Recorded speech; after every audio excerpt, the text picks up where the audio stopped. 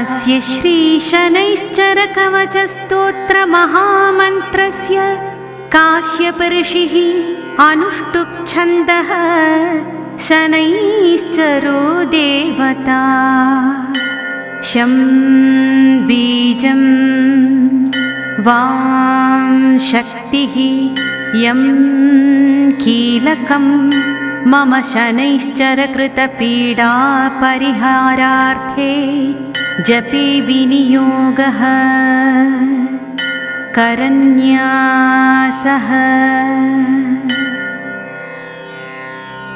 श्याम् अङ्गुष्ठाभ्यां नमः। शीं तर्जनीभ्यां नमः। शूं मध्यमाभ्यां नमः। शैं अनामिकाभ्यां नमः। शौं कनिष्ठिकाभ्यां नमः। शः करतलकरपृष्ठाभ्यां नमः। अङ्गन्यासः शां हृदयाय नमः। शीं शिरसे स्वाहा। शूं शिखायै वषट्। शैं कवचाय हुं। शौं नेत्रत्रयाय वौषट्। शः अस्त्राय फट्। भूर्भुवः सुवरोमिति दिग्बन्धः। ध्यानम् चतुर्भुजं शनिं देवं चापतूणीकृपाणकं वरदं भीमदंष्ट्रं च नीलाङ्गं वरभूषणम्। नीलमाल्यानुलेपं च नीलरत्नैरलङ्कृतं ज्वालोर्ध्वमकुटाभासं नीलगृध्ररथावहम्। मेरुं प्रदक्षिणं कृत्वा सर्वलोकभयावहं कृष्णाम्बरधरं देवं द्विभुजं गृध्रसंस्थितम्। सर्वपीडाहारं नृणां ध्यायेद्ग्रहगणोत्तमम्। अथ कवचम् शनैश्चरः शिरो रक्षे मुखं भक्तार्तिनाशनः।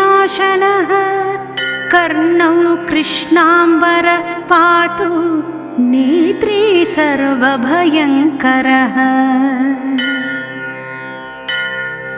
कृष्णाङ्गो नासिकां रक्षे कर्णौ मे च शिखण्डिजः। भुजौ मे सुभुजः पातु हस्तौ नीलोत्पलप्रभः। पातु मे हृदयं कृष्णः कुक्षिं शुष्कोदरस्तथा। कटिं मे विकटः पातु ऊरो मे घोररूपवान्।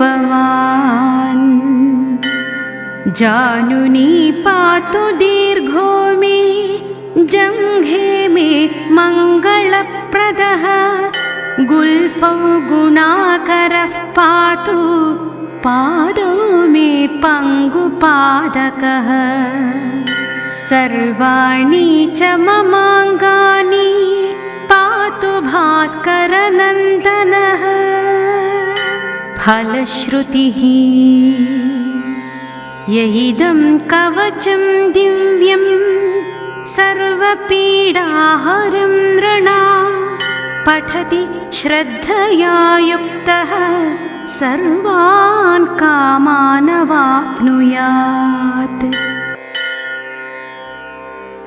जय गणेश गिरिजासुवन मंगलकर्ण कृपाल। दीनन के दुख दूर करी कीजै नाथ निहाल। जय जय श्री शनिदेव प्रभु सुनहु विनय महाराज। करहु कृपा हे रवितनय राखहु जन की लाज। जयति जयति शनिदेव दयाला करत सदा भक्तन प्रतिपाला। चारि भुजा तनु श्याम विराजै माथे रतन मुकुट छवि छाजै। परम विशाल मनोहर भाला टेढ़ी दृष्टि भ्रुकुटि विकराला। कुंडल श्रवण चमा चम चमके हियमाल मुक्तन मणि दमके। करुमे गदा त्रिशूल कुठारा पल बिच करई अरिहि संहारा। पिंगल कृष्णो छायानंदन यम कोणस्थ रौद्र दुख भंजन। सौरी मंद शनि दशनामा भानुपुत्र पूजहि सब कामा। जा पर प्रभु प्रसन्न है जाहि रंकहु राव करई क्षण माही। पर्वतहु तृण होई निहारत तृणहु को पर्वत करि डारत। राज मिलत बन राम ही दीन्ह्यो कैकेयी की मति हरि लीन्ह्यो। बनहु में मृग कपट दिखाई मातु जानकी गई चुराई। लख नहीं शक्ति विकल करि डारा मछिगा दल में हाहाकारा। रावण की गतिमति बोराई रामचंद्र सो बैर बढ़ाई। दियो कीट करि कंचन लंका बजि बजरंग बीर की डंका।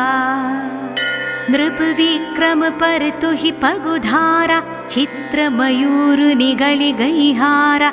हार नौ लखा लाग्यो चोरी हाथ पैर डरवाय तोरी। भारी दशा निकृष्ट दिखायो तेलिहि घर कोल्हू चलवायो। विनय राग दीपक मह कीन्ह्यो तब प्रसन्न प्रभु है सुख दीन्ह्यो। हरिश्चंद्र नृप नारी बिकानी आपहु भरे डोम घर पानी। तैसे नल पर दशा सिरानी भूंजी मीन कूद गई पानी। श्री शंकर ही गह्यो जब जाई पार्वती को सती कराई। तनिक विलोकत ही कर रीसा नभ उड़ि गयो गौरी सुत सीसा। पांडव पर भय दशा तुम्हारी बची द्रौपदी होती उघारी। कौरव के भी गतिमति मार्यो युद्ध महाभारत करि डार्यो। रवि कह मुख मह धरि तत्काला लेकर कूदि परियो पाताला। शेष देव लखी विनती लाई रवि को मुख ते दियो छुड़ाई। वाहन प्रभु के साथ सजाना जगदिग्गज गर्दभ मृग स्वाना। जम्बुक सिंह आदि नखधारी सो फल ज्योतिष कहत पुकारी। गजवाहन लक्ष्मी गृह आवै हईते सुख संपत्ति उपजावै। गर्दभ हानि करे बहु काजा सिंह सिद्ध कर राज समाजा। जम्पुक बुद्धि नष्ट कर डारे मृग दे कष्ट प्राण संहारे। जब आवहि प्रभु स्वान सवारी चोरी आदि होय डर भारी। तैसे ही चारि चरण यह नामा स्वर्ण लौह चांदी आरुतामा। लौह चरण पर जब प्रभु आवै धन जन संपत्ति नष्ट करावै। समता ताम्र रजत शुभकारी स्वर्ण सर्व सुख मंगल भारी। जो यह शनि चरित्र नित गावै कबहु न दशा निकृष्ट सतावै। अद्भुत नाथ दिखावै लीला करई शत्रु के नशि बलि ढीला।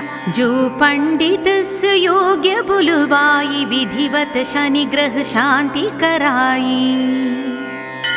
पीपल जल शनि दिवस चढ़ावत, दीप दान दई बहु सुख पावत। कहत राम सुंदर प्रभु दासा, शनि सुमिरत सुख होत प्रकाशा। कहत राम सुंदर प्रभु दासा, शनि सुमिरत सुख होत प्रकाशा। पाठ शनिश्चर देव को की हो भक्त तैयार, करत पाठ 40 दिन हो भव सागर पार।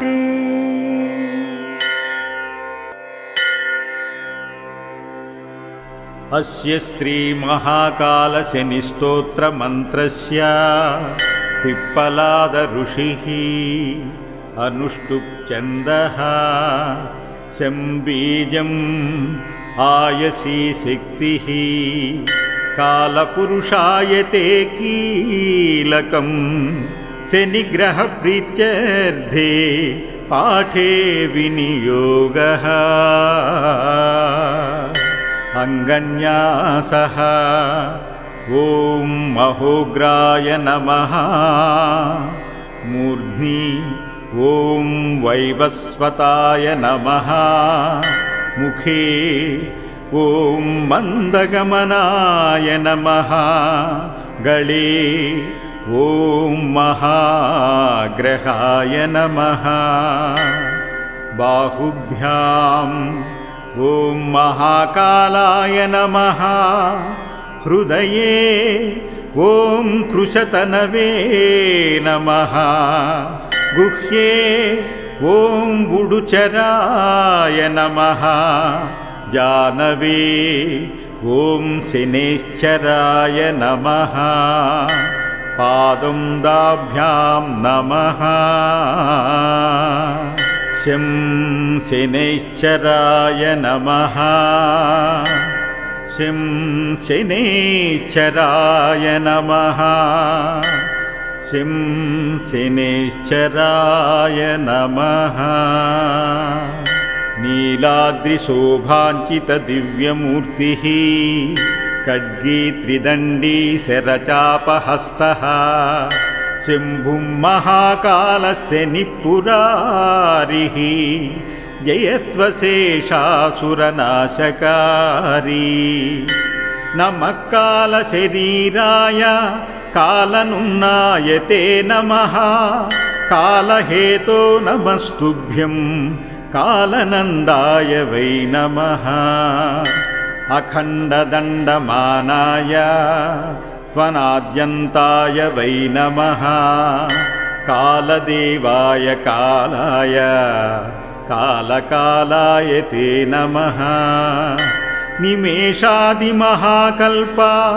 कालरूपं च भैरवं मृत्युञ्जयं महाकालं नमस्यामि शनैश्चरम्।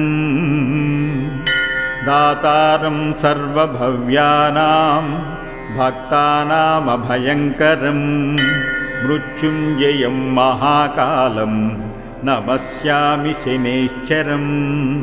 हर्तारं ग्रहदोषाणां फलानामधिकारिणं मृत्युञ्जयं महाकालं नमस्यामि शनैश्चरम्। कर्तारं सर्वदुःखानां दुष्टानां भयवर्धनं मृत्युञ्जयं महाकालं नमस्यामि शनैश्चरम्। सर्वेषामेव भूतानां सुखदं शान्तमव्ययं मृत्युञ्जयं महाकालं नमस्यामि शनैश्चरम्। कारणं सुखदुःखानां भावाभावस्वरूपिणं मृत्युञ्जयं महाकालं नमस्यामि शनैश्चरम्। अकालमृत्युहरणम् अपमृत्युनिवारणं मृत्युञ्जयं महाकालं नमस्यामि शनैश्चरम्। कालरूपेण संसारं भक्षयन्तं महाग्रहं मृत्युञ्जयं महाकालं नमस्यामि शनैश्चरम् दुर्निरीक्ष्यं स्थूलरोमं भीषणं दीर्घलोचनं मृत्युञ्जयं महाकालं नमस्यामि शनैश्चरम् ग्रहाणां ग्रहभूतानां सर्वग्रहनिवारणं मृत्युञ्जयं महाकालं नमस्यामि शनैश्चरम् कालस्य वशगाः सर्वेण कालः कस्यचिद्वशः तस्मात् त्वां कालपुरुष प्रणतोऽस्मि शनैश्चर कालदेव जगत्सर्वं काल एव विलीयते कालरूपः स्वयं शम्भुः कालात्मा ग्रहदेवता चण्डीशो रुद्रढाकिन्यां क्रान्तश्चण्डीश उच्यते उद्युदाकलितो नद्यां समारूढो रसाधिपः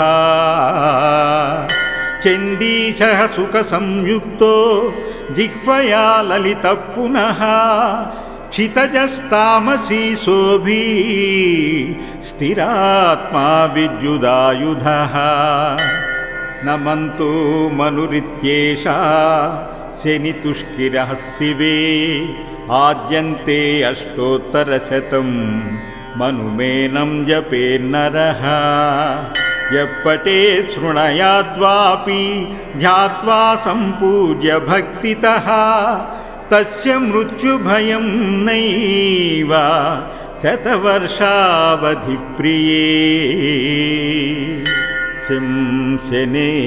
शनैश्चराय नमः शनैश्चराय शान्ताय सर्वाभीष्टप्रदायिने शरण्याय वरेण्याय सर्वेशाय नमो नमः सौम्याय सुरवन्द्याय सुरलोकविहारिणे सुखासनोपविष्टाय सुन्दराय नमो नमः घनाय घनरूपाय घनाभरणधारिणे घनसारविलेपाय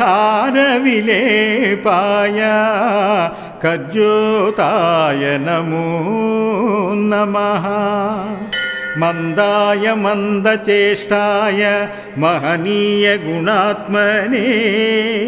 मर्त्यपावनपादाय महेशाय नमो नमः छायापुत्राय सर्वाय शरतूणीरधारिणे चरस्थिरस्वभावाय चञ्चलाय नमो नमः नीलवर्णाय नित्याय नीलाञ्जननिभाय च नीलाम्बरविभूषाय निश्चलाय नमो नमः वेद्याय विधिरूपाय विरोधाधारभूमये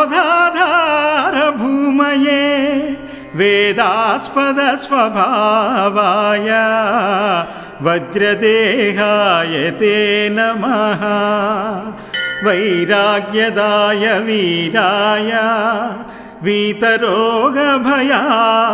च विपत्परं परेशाय विश्ववन्द्याय ते नमः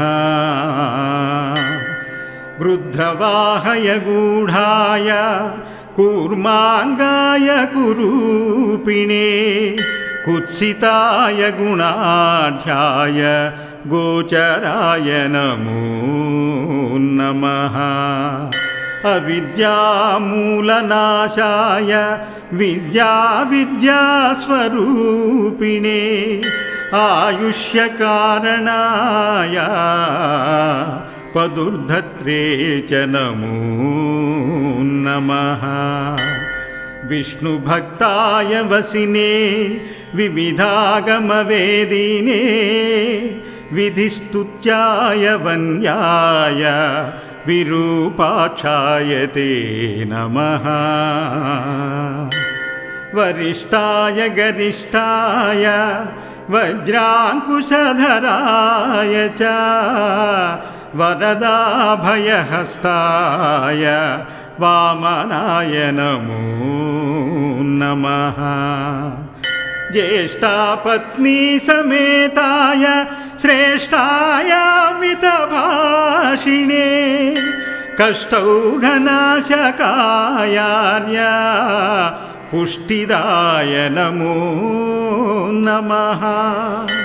स्तुत्याय स्तोत्रगम्याय भक्तिवश्याय भानवे भानुपुत्राय भव्याय पावनाय नमो नमः। धनुर्मण्डलसंस्थाय धनदाय धनुष्मते तनुप्रकाशदेहाय तामसाय नमो नमः। अशेषजनवल्जाय विशेषफलदायिने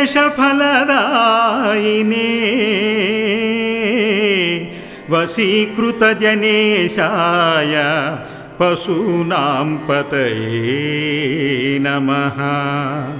केचराय खगेशाय घननीलाम्बराय च काठिन्यमानसायार्य गणस्तुत्याय ते नमः। नीलच्छत्राय नित्याय निर्गुणाय गुणात्मवे निरामयाय निन्द्याय वन्दनीयाय ते नमः। धीराय दिव्यदेहाय दीनार्तिहरणाय च दैन्यनाशकराय आर्यजनगण्याय ते नमो नमः। क्रूराय क्रूरचेष्टाय कामक्रोधधराय च कलत्रपुत्रशत्रुत्व कारणाय नमो नमः। परिपोषितभक्ताय परभीतिहराय च भक्तसङ्घमनोभीष्टफलदाय नमो नमः। इत्यं शनैश्चरसेद्यौ नाम्नामष्टोत्तरं शतं प्रत्यहं प्रजापल्मरत्यः दीर्घमायुरवाप्नुयात्। नीलाम्बरो नीलवपुः किरीटी रुद्रस्थितास्त्रकरो धनुष्मान् चतुर्भुजः सूर्यसुतः प्रसन्नः सदा मम स्याद्वरदः प्रशान्तः। ब्रह्म उवाच शृणुध्वं ऋषयः सर्वे शनिपीडाहरं महत् कवचं शनिराजस्य सौरैरिदमनुत्तमम्। कवचं देवतावासं वज्रपञ्जरसङ्गकं शनैश्चरप्रीतिकरं सर्वसौभाग्यदायकम्। कवचं देवतावासं वज्रपञ्जरसङ्गकं शनैश्चरप्रीतिकरं सर्वसौभाग्यदायकम्। अथ श्रीशनिवज्रपञ्जरकवचम्। ॐ श्रीशनैश्चरः पातु बालं मे सूर्यनन्दनः। नेत्रे छायात्मजः पातु पातु कर्णौ यमानुजः। नासां वैवस्वतः पातु मुखं मे भास्करः सदा। स्निग्धकण्ठश्च मे कण्ठं भुजौ पातु महाभुजः। स्कन्दौ पातु शनिश्चैव करौ पातु शुभप्रदः वक्षः पातु यमभ्राता कुक्षिं पात्वसितस्तदा नाभिं ग्रहपतिः पातु मन्दः पातु कटिं तथा ऊरू ममान्तकः पातु यमो जानुयुगं तथा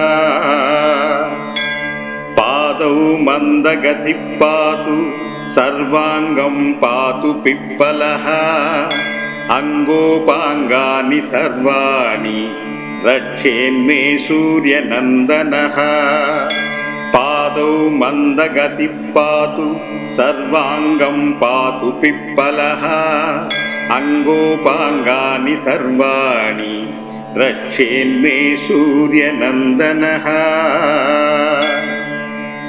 इत्येत्कवचं दिव्यं पठेत् सूर्यसुतस्य यः न तस्य जायते पीडा प्रीतो भवति सूर्यजः व्ययजन्म द्वितीयस्थो मृत्युस्थानगतोऽपि वा कलत्रस्थो गतो वापि सुप्रीतस्तु सदा शनिः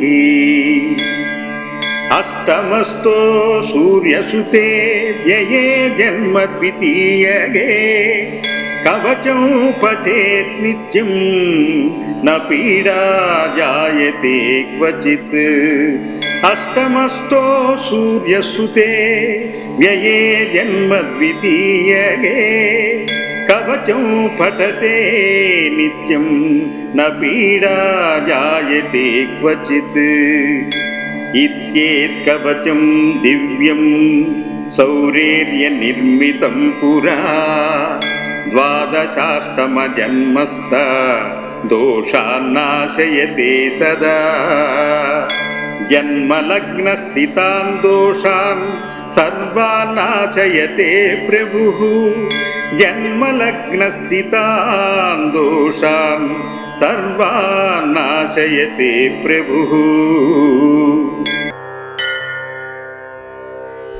रघुवंश इति ख्याते राजा दशरथो भवत् चक्रवर्ती सविज्ञेयः सप्तदीपाधिपस्तथा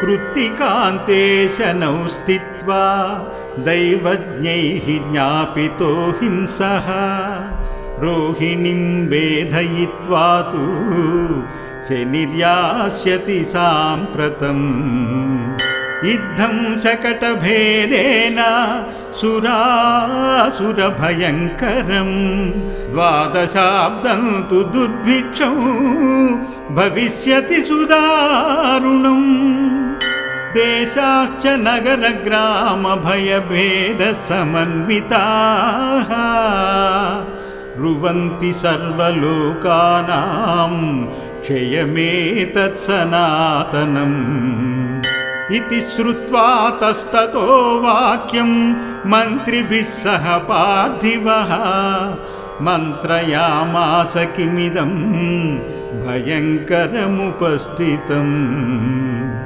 समाधानं किमस्यास्ति रुवन्तु मुनिसत्तमाः प्रपच्छयतो राजवसिष्ठा प्रमुखान् ऋषीन् शनैश्चरेण शकटे तस्मिन् भिन्ने कुतः प्रजाः अयं योगो ह्यसाध्यस्तु ब्रह्मरुद्राभिस्तदा अध सञ्चित्य मनसा सहसा पुरुषर्षभः समाधाय धनुर्दिव्यं दिव्यायुधसमन्वितं रथमारोह्य वेगेन गतो नक्षत्रमण्डलं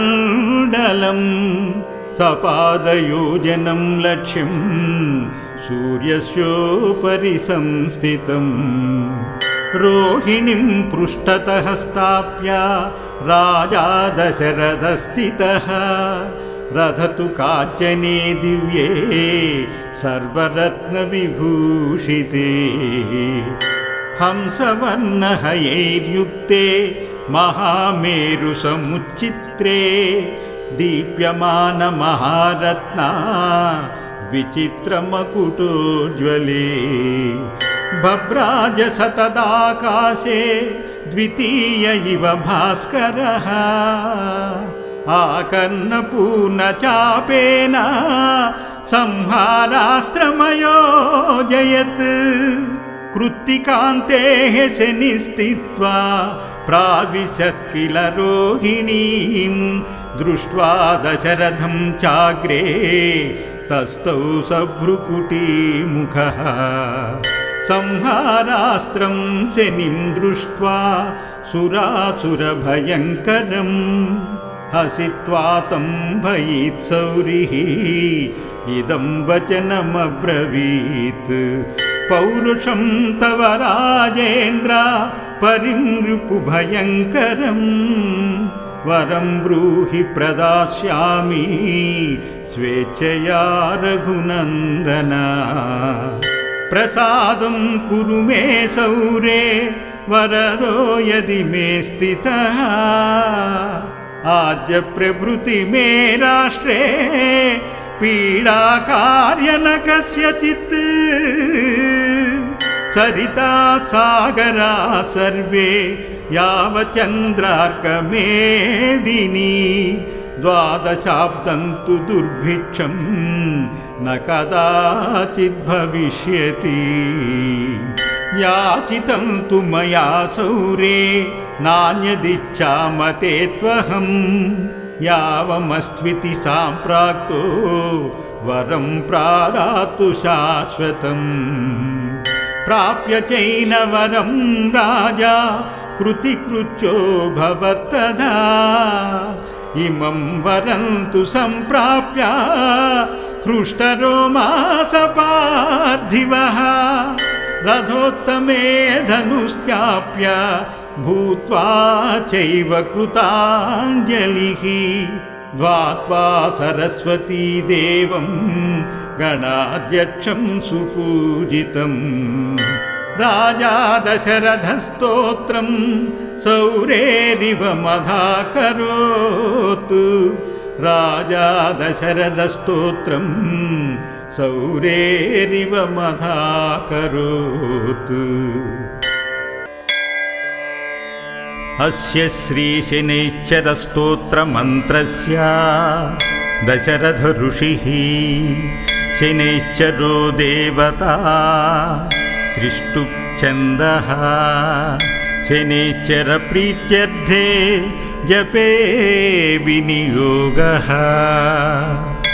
दशरथ उवाच कोणान्तको रौद्रयमोधबभ्रुः कृष्णः शनिः पिङ्गलमन्दसौरिः नित्यं स्मृतायो हरते च पीडां तस्मै नमः श्रीरविनन्दनाय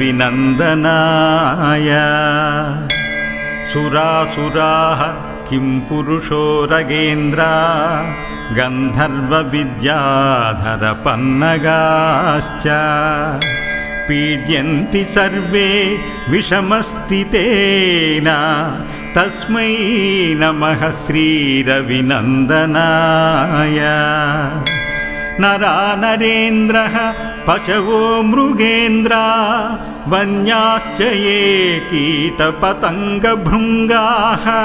पीड्यन्ति सर्वे विषमस्थितेन तस्मै नमः श्रीरविनन्दनाय देशाच्च दुर्गाणि वनानि यत्र सेनानि शेषाः पुरपत्तनानि पीड्यन्ति सर्वे विषमस्थितेन तस्मै नमः श्रीरविनन्दनाय तिलैर्यवैर्माशगुडान्नदानैः लोहेन नीलाम्बरदानतो वा प्रीणाति मन्त्रन्निजवासरे च तस्मै नमः श्रीरविनन्दनाय